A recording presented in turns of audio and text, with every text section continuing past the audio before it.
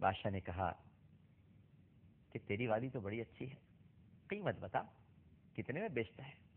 کہا 2 گٹھلیوں سے بھی زیادہ سستی، چل جا تجھے دی، یہ جو 2 کھجور کی گٹھلیاں ہیں نا اس سے بھی زیادہ سستی ہے۔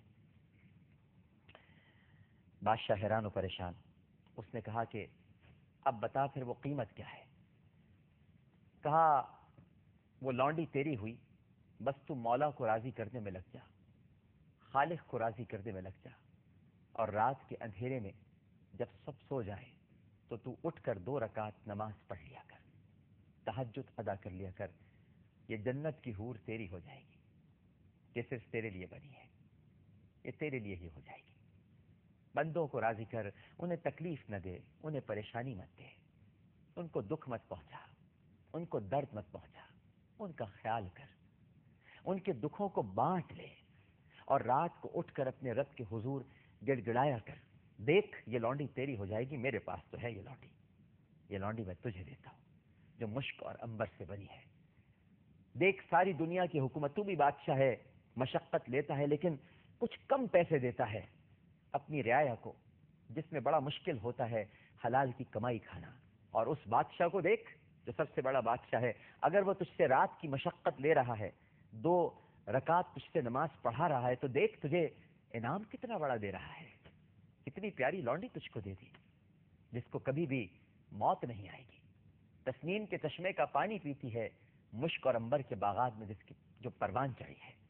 بادشاہ کا یہ سننا تھا ناظرین کرام کہ وہ زار و قطار رونے لگا، اپنا چوغا اتارا، تخت سے اترا اور کہا کہ جاؤ آج سے تم سب آزاد ہو، جاؤ اے لونڈیوں میں نے تمہیں آزاد کیا، جاؤ اے غلاموں میں نے تمہیں آزاد کیا، اور اب میں بس اسی لونڈی کے لیے، اسی حور کے لیے اپنی ساری زندگی گزاروں گا، کسی کو دکھ نہیں پہنچاؤں گا، کسی کو درد نہیں دوں گا، تکلیف نہیں دوں گا، چین نہیں چھینوں گا، اور راتوں کو اٹھ کر گڑ گڑا کے اللہ کے حضور 2 رکعت نماز ادا کروں گا۔ جب لونڈی نے یہ بات سنی تو کہا تیرا اگر یہ حال ہے تو پھر میرا بھی یہی حال ہے، اے بادشاہ میں تجھے چھوڑوں گی نہیں، تیرے ساتھ ہی رہوں گی۔ مالک بن دینار نے یہ سنا تو کہا پھر ایسا ہے تو دونوں شادی کیوں نہیں کر لیتے؟ پھر حضرت مالک بن دینار رحمت اللہ علیہ نے دونوں کی شادی کرائی، اور ناظرین کرام تاریخ میں موجود ہے کہ ان دونوں کی زیارت کے لیے دور دور سے لوگ آیا کرتے تھے کہ یہ وہ بادشاہ اور یہ اس کی لونڈی ہے جنہوں نے اللہ کی راہ میں اپنا سب کچھ چھوڑ دیا۔ تو کیا ہم اپنی اصلاح کرنے کو تیار ہیں؟ کیا ہم کسی کا دکھ درد رفع کرنے کے لیے تیار ہیں؟ کیا ہم اس شہر مواسات کے اندر، اس رمضان المبارک میں ہم لوگوں کے غم اور درد دور کرنے کے لیے آمادہ ہیں؟ کیا ہم نے اپنے آپ کو بدلنے کی کوشش کی ہے؟ بہت زیادہ نہیں، تھوڑا سا ہی بدل لیجیے۔ راتوں کو پیکج تو آپ کو ملتا ہے، لیٹ نائٹ پیکج موبائل کا، لیکن میں بھی آپ کو ایک لیٹ نائٹ پیکج دیتا ہوں۔ آپ کو جو موبائل کا لیٹ نائٹ پیکج ملتا ہے اس میں تو آپ اپنوں سے بات کرتے ہیں، لیکن اللہ نے تو روزانہ کے لیے آپ کو لیٹ نائٹ پیکج دیا ہوا ہے، 2 رکعت نماز کا، تہجد کی نماز۔ اس سے بڑا پیکج آپ کو اور کیا ملے گا؟ اللہ تعالیٰ کا ٹیلی فون نمبر ہے باقاعدہ، اور وہ ٹیلی فون نمبر ہے 24434 24434۔ 2 رکعت فجر کی، 4 رکعت ظہر کی، 4 رکعت عصر کی، 3 رکعت مغرب کی، 4 رکعت عشاء کی۔ اور اگر یہ نمبر ملنے میں کبھی دشواری ہو تو ہاٹ لائن بھی ہے، اور وہ صرف 2 ہے، یعنی 2 رکعت تہجد۔ اس لیٹ نائٹ پیکج کو ضائع مت کیجیے، اور خاص طور پر رمضان میں تو بالکل بھی ضائع مت کیجیے۔ دیکھتے ہیں اس ہمارے ساتھ ٹیلی فون لائن پر کون موجود ہے۔ السلام علیکم۔ وعلیکم السلام۔ جی کون صاحبہ بات کر رہی ہیں؟ کون صاحبہ بات کر رہی ہیں؟ ہیلو السلام علیکم۔ وعلیکم السلام، کون صاحبہ بات کر رہی ہیں؟ میں دبئی سے بات کر رہی ہوں، بیٹا نام کا تعارف نہیں ضروری سمجھتی۔ اچھا نہیں بتائیے اپنا نام، بتائیے۔ جی میں پروگرام دیکھ رہی تھی، مجھے بہت دل کو اتر رہا تھا، اور میں آپ سے اپنی اصلاح کی چاہتی ہوں کہ آج سے 2 سال پہلے میں عمرے پہ گئی تھی، تو اپنی بچیاں پاکستان چھوڑ کے گئی تھی اپنے شوہر کے نا پہلی بیوی کے بچوں کے پاس، اور ان کی وائف بھی وہاں تھی۔ جی جی۔ تو ان کے ایک بیٹے نے میری بچی کے ساتھ رات کے وقت اٹھ کے نا بدتمیزی کرنے کی کوشش کی۔ اللہ اپنے کپڑے اتار کے اس کے پر کھڑا ہو گیا اس کے پاس، اور اس کے جسم کو چھیڑنے لگا. میری بچی تڑپ گئی کہ یہ میرا بھائی ہے جس کی میں اتنی عزت کرتی ہوں, قدر کرتی ہوں. بس آپ پورا واقعہ مت بتائیے, میں سمجھ گیا. اللہ تعالیٰ بس میں سمجھ رہا ہوں آپ کے درد کو, آپ کے دکھ کو, اور جو آپ کے اندر غم پل رہا ہے. میں اس وقت بہت بری کنڈیشن میں. نہیں آپ میں بیان نہیں کر سکتی. نہیں آپ بالکل بھی پریشان نہیں, آپ پریشان نہیں ہوں. بالکل آپ کی بچی کے ساتھ جس نے بھی ایسا عمل کرنے کی کوشش کی, یقین رکھیے اللہ سبحانہ و تعالیٰ وہ علیم ہے, وہ خبیر ہے, وہ بصیر ہے, اس سے کچھ چھپا نہیں ہے میری بہن. بلکہ آپ تو میری والدہ کی جگہ ہیں, میں آپ کو امی کہہ کر مخاطب کروں. میں آپ کو اپنا بیٹا ہی سمجھ کر اپنا بتا رہی ہوں. اور اس وقت ہم لوگ عمرے کی تیاری کر رہے ہیں مدینہ پاک میں. میری بچیوں نے بھی. کب جا رہی ہیں؟ اچھا یہ بتائیے کب جا رہی ہیں مدینہ منورہ؟ ہم لوگ 15 رمضان کو انشاءاللہ مدینہ پاک میں ضرور جائیے, طواف ہوگا میرے انشاءاللہ. ایک تو میرے بچے بھی اور میں بھی انشاءاللہ. ایک تو آپ میرا سلام کہنا وہاں مت بھولیے گا میرے سرکار کو, مجھ گنہگار کا سلام ضرور کہیے گا. اور دوسری بات یہ کہ دل چھوٹا مت کیجیے, آپ کی بچی پاک ہے جبھی تو مدینہ پاک سے بلاوا آیا ہے.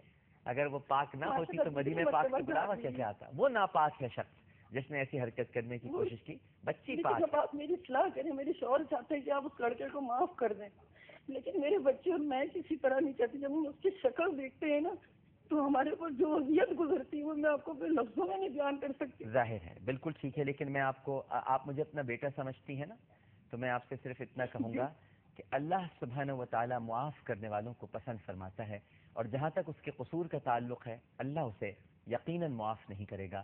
جو حرکت اس نے کی ہے یقیناً اس کا حساب لیا جائے گا, لیکن آپ اسے معاف کر ہی دیں, آپ چھوڑ دیجئے, اللہ سبحانہ و تعالیٰ پہ چھوڑ دیں.